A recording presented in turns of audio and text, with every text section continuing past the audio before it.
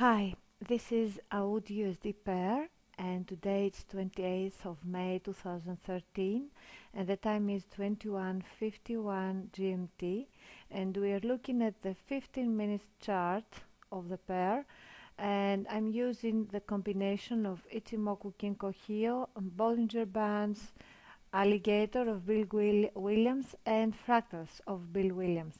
I'm going to remove Bollinger Bands, Alligator and Fractals for now, and we will just read the signals that Ichimoku Kinko Hio system gives us, and then we will put the other system, we will superimpose it, and we will see why and how both of them help us get accurate signals and multiple confirmations. So the line you see here is the entry line, the short entry line of the previous signal we gave at this time point yesterday. We had this upwards corrective move since then, but then price consolidated and started falling. And now I want to show you how things look bearish from in all time frames. 5 minutes chart or 1 minute chart. 1 minute chart. Everything bearish. Big bearish Kumo, although the leading edge is not sharp pointing downwards, this distance is huge, so odds are more possible that there will be a sharp edge pointed downwards here than anything else. Chiku span green line goes below past price action and it's going to start pointing downwards. 100% bearish. 5 minute chart, 100% bearish. See Chiku span going below past price action, going down. Price definitely going straight down below the Kumo. Leading Kumo is bearish and its edge is sharp pointing downwards. Definitely bearish. Definitely bearish picture here. Price below Kumo and leading Kumo is bearish with its edge sharp pointing downwards. Chiku span is almost a straight line going downwards below past price action. Tenkan Sen, the red line, sloping downwards, it's above price. Kijun Sen going straight down, it's above price and above Tenkan Sen. Everything looks bearish on M15 chart. M30 chart, we have price moving below Kumo and we had a bearish Kumo breakout, very strong bearish Kumo breakout. Chiku span going straight down below past price action, and leading Kumo, although it is bullish, we have a bearish formation because it is a belly up Kumo with a flat bottom, and here we just had a second span A, second span B, bearish crossover, and it will give birth to a newborn bearish Kumo, which will have a sharp edge pointing downwards. Okay, so definitely bearish picture here, very strong bearish picture on M30 chart. H1 chart, we see price moving below the Kumo. We had a bearish Kumo breakout a few hours ago, very strong bearish candlestick here. Price was attracted by the Kumo, which acts as a magnet for a while, but now it escaped that attraction and it will keep falling. Chiku span just went below past price action and it's moving, it's hanging down in the open space. That's very bearish. So the leading Kumo, although it is bullish, the edge is bearish because we're about to have a bearish crossover between second span A and second span B, which will give birth to a new bearish, clearly bearish Kumo here. H4 chart, definitely bearish. you see these turquoise lines are the previous short entry signals we gave to our users. Uh, our users have made hundreds of pips from this pair so far.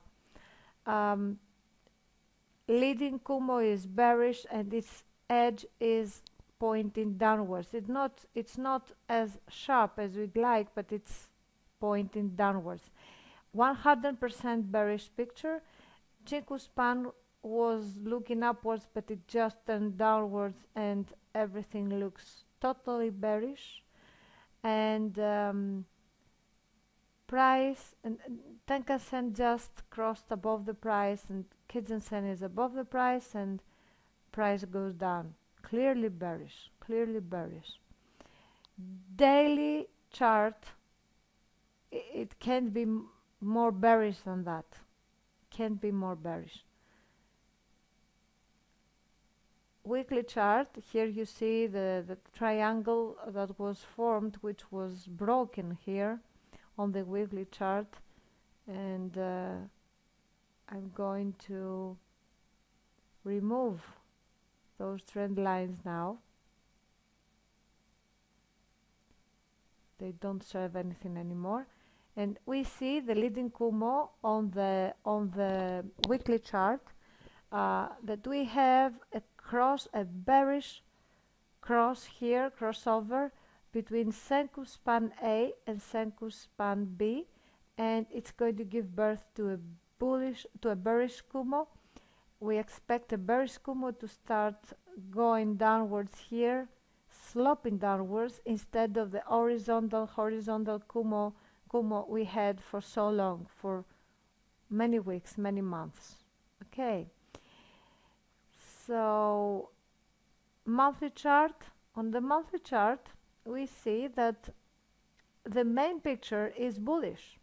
Price is still above the Kumo, and the leading Kumo is bullish, and it has a curved top here, but the distance between Senku span A and Senku span B is huge. So it remains to be seen if the price will be able to give a bearish breakout and cross through all this distance and go from the other edge of the Kumo or not on the monthly chart. So everything looks bearish till the monthly chart, which looks bullish, yet it has not turned bearish. So let's go back to the small time frame. There's no need to add my other system with Bollinger Bands or alligator and fractals, but I will insert it just to show you how I use it and which is the point of combining the elements. So I'm going to add alligator here, and I'm going to add fractals, and we're ready to go. So on the M5 chart, leading Kumo is definitely bearish and with sharp edge pointing down. Leading alligator falling down, definitely bearish, no more words. M15, leading Kumo is bearish, leading alligator falling down like a waterfall, definitely bearish, no more words.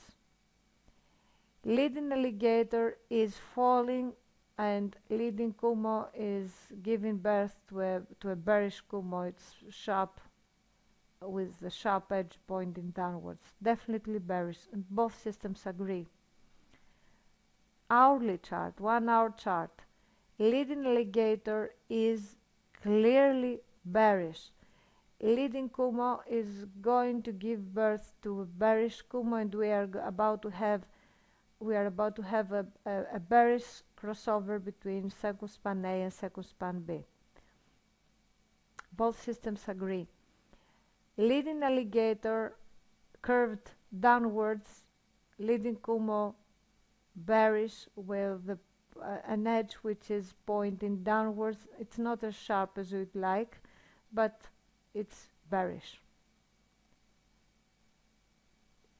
Daily chart, leading Kumo is sharply bearish, pointing downwards. Leading alligator is falling down, is falling straight down. Sorry for this. And weekly chart, leading alligator falling down. Leading Kumo is giving birth to a bearish Kumo. It's totally bearish. We have Secuspan A, Secuspan B cross, bearish cross. Both systems agree. On the monthly chart, leading alligator is showing is curved downwards. It shows bearish biases. So on the M5 chart, you can find your entry from a small time frame, preferably M1 or M5. Enter as high as you can, but enter short, okay? Because we want to sell from a higher point. So we enter short, we sell, and ideally from here, but even if you enter here, it's okay. M5. We enter somewhere here. We put our stop a few pips above this level.